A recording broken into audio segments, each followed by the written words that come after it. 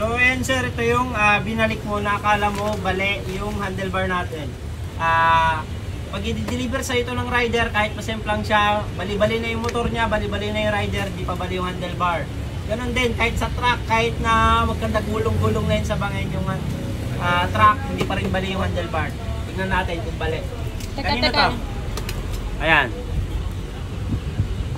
Shout out Julius Magdato. Yan yung in-order mo. Napakala nila, bali, ayan, dahil na ganyan. Hindi nila alam, may box pa to, naka-bubble wrap. Ayan, kala nila siguro bali. Dito pa lang makikita kung bali o hindi.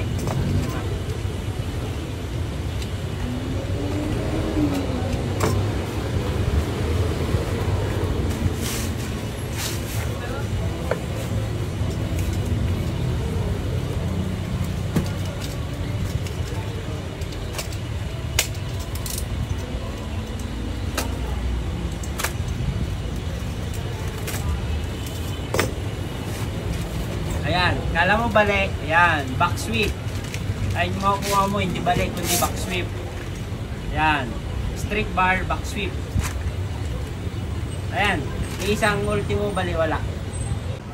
Ayan. Ayan, ito sila sir, galing pa sila ng Australia. Ayan, napanood yung mga video natin. Ayan, shoutout ko sir.